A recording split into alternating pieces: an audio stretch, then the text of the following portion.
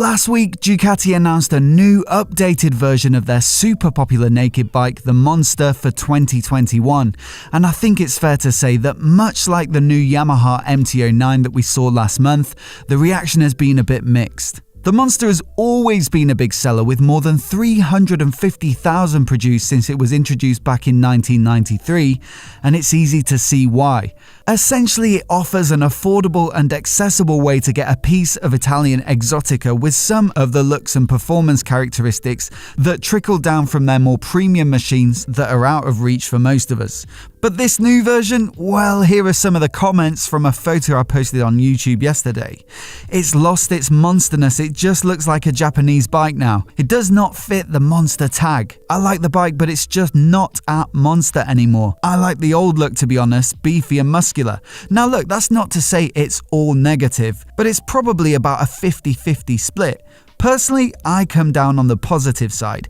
I actually think it's a change for the good, and to me it still fits the Monster ethos perfectly. So in today's video, we're going to look over all of the changes for 2021, and I'll tell you more about why I like it. But before we get started, if you're new here and you want to see more of the latest new bike announcements for 2021, then please do remember to hit subscribe. There are still plenty to cover over the next few months, so be sure to subscribe if you want to see those videos as soon as they go live. Most of the changes to the Monster are non-controversial. The 937cc L-twin engine gets Euro 5 emissions approval, and with that extra 100 cc's or so versus the Monster 821 it replaces, it gets a decent bump in torque of 7 Newton meters and produces it 1,250 RPM lower in the rev range, with 93 Newton meters now produced at 6,500 RPM.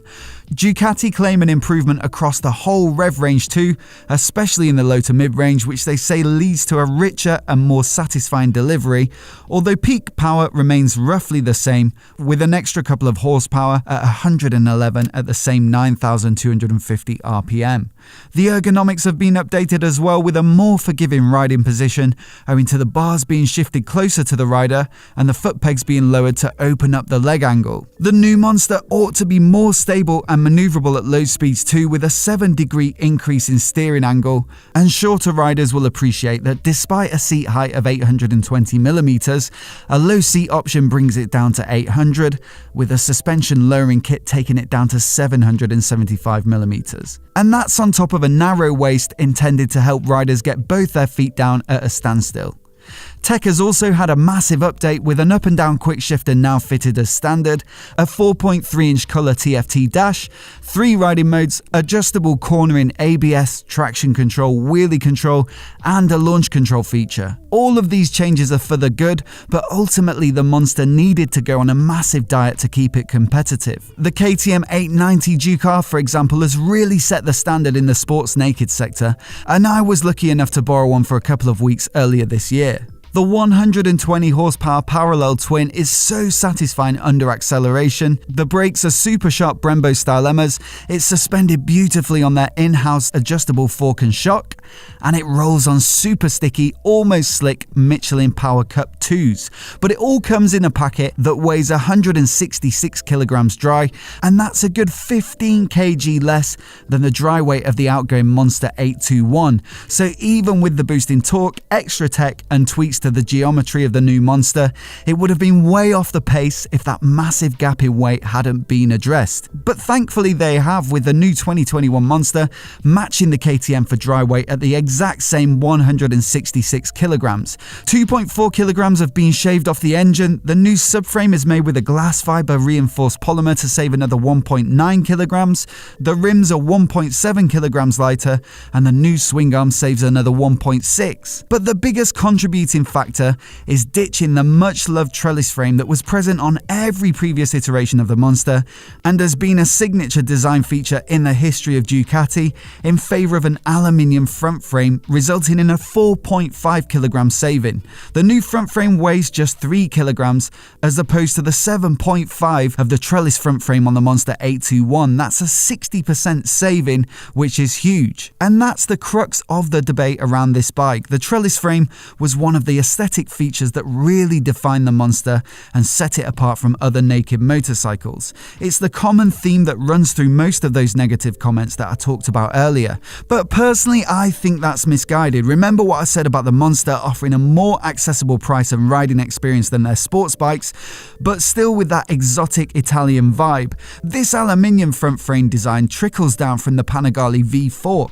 Panigales before it also had trellis frames until they realized they were super heavy and there was a better option.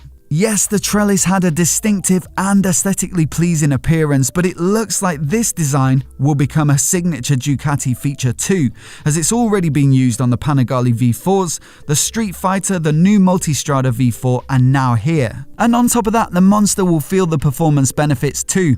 Power isn't really up this year despite that big bump in capacity, and Euro 5 emissions regulations will have something to do with that.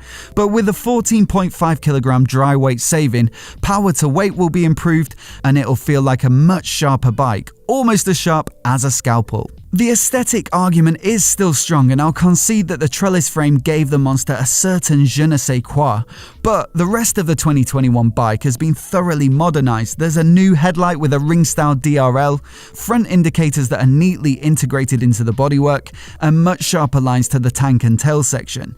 It's way more in line with the current design language of Ducati and brings it up to date with the likes of the Panigales, Street Fighter, and Multistrada. Wouldn't it just be a bit weird to do that and then stick with the more old school looking trellis frame? That sort of decision starts to lead you into retro territory, styling decisions made at the detriment of performance. And that's not what the Monster's about, that's the Scrambler range. This is meant to be the smaller naked sibling of the big bikes, with the tech, design and performance trickling down into an attainable package, and it does just that. So that's my take. It'll take a lot to beat the riding experience of the 890 Ducar, but it looks like Ducati are having a proper good go.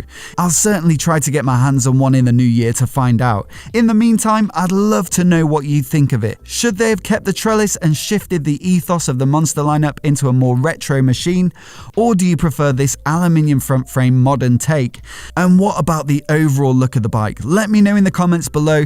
And if you're new here and you want to see more videos like this, hit subscribe and I'll catch you next time.